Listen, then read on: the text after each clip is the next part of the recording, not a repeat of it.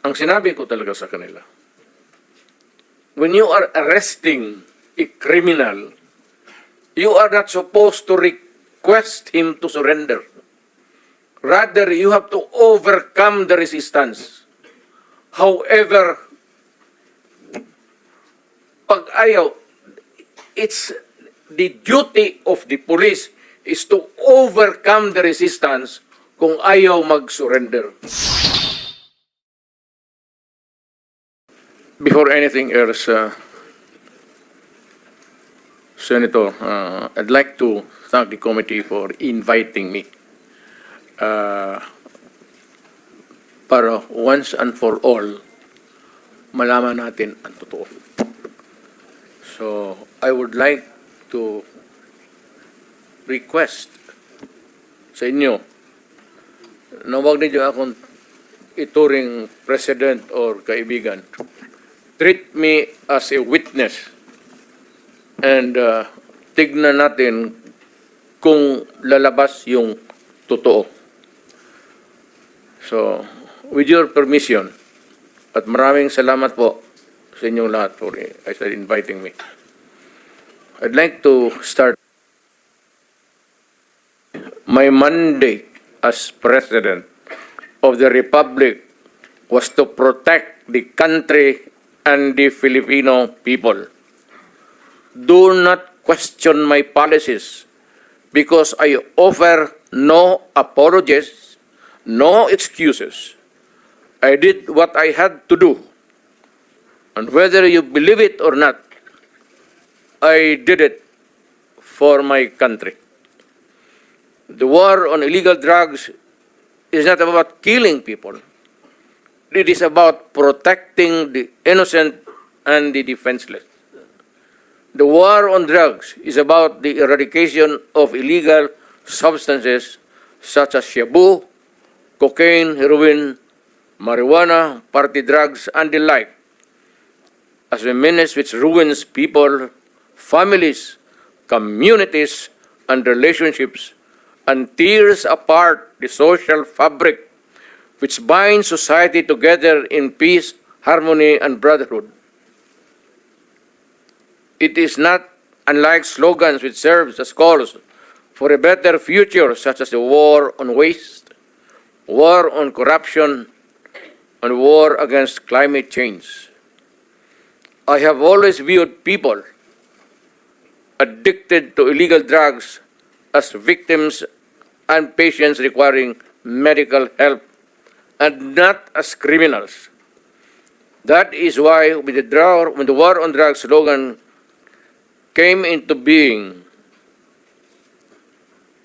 coined first as a message to the people of Davao City to stay away from illegal drugs, but at the same time, I had a drug rehabilitation facility constructed in Davao City, a city government expense, manned by Davao City government doctors, psychiatrists, nurses, and health workers, among others, to look after the complete rehabilitation of those addicted to illegal drugs. I believe then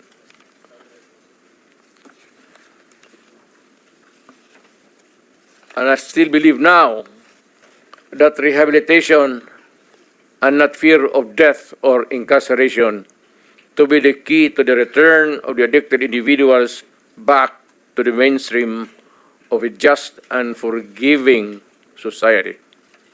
But no mistake about it, I hate drugs. I loathe the purveyors, the merchants, and the pushers of this demonizing element. I have not failed to emphasize this from the very day of the campaign when I ran for the presidency in 2016. This was my covenant with the Filipinos who believed in me. And to this day, must still agree with what in government have achieved. It is unfortunate that drug-related crimes are on the rise again. Every day you can read about children being raped, people getting killed and robbed, And just recently, a drug den was raided within the Malacanang complex. This clearly manifests that the purveyors of this menace are back in business.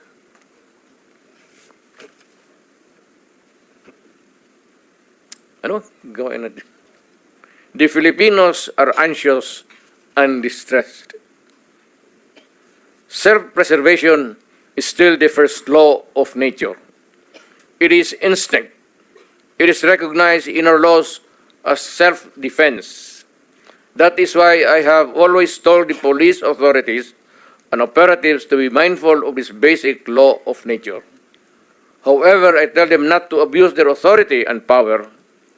And hindi ko talaga pinayagan yung abuso ng pulis o sundalo kailanman sa buong buhay ko and as mayor for so many years and as president. In the guise of protecting themselves. But when your very life is placed at risk and it can be snuffed out in a matter of seconds, then and only then must you act accordingly. Repel the aggression only in self-defense. Alam mo, matagal ako nagturo sa aming bayan sa Police Academy. When I was a prosecutor, to augment my income, noon bago akong kasal, nagturo ako sa police. Ang sinabi ko talaga sa kanila, when you are arresting a criminal, you are not supposed to request him to surrender. Rather, you have to overcome the resistance. However, pag ayaw, it's the duty of the police is to overcome the resistance kung ayaw mag-surrender. At kung may baril, at kung tingin mo, sabi ko sa mga police doon sa academy, mamamatay ka, barilin mo. Barilin mo sa ulo. Patayin mo at least one less criminal in the community. Yun ang utos ko when I was a fiscal and I was a professor doon sa Police Academy. Yun ang turo ko sa kanila. No quarters given, no quarters asked. Criminal ito.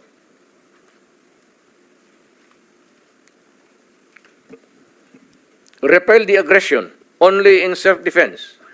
Do not make orphans of your children and widows of your wives.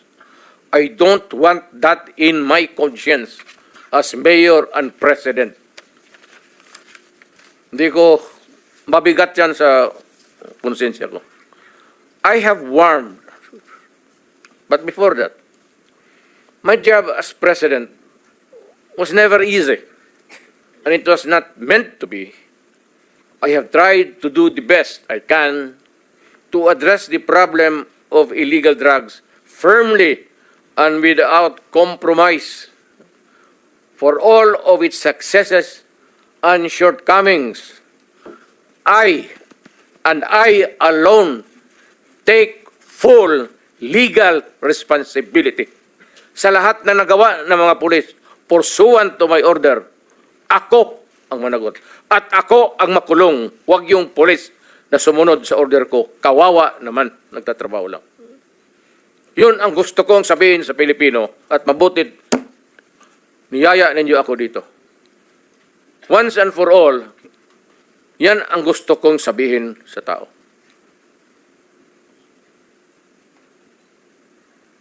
I have warned all of you as your president then and as a private citizen now. Drugs will destroy the Filipino. It will destroy my country. And I will never allow it. Baski ako empleyado sa gobyerno o private citizen, I will do what is necessary to protect my country, my community, at yung mga anak natin. This is a matter of principle. At papagkamatayan ko yan. Maraming salamat. I'm ready to answer your question. Thank you, Mr. President.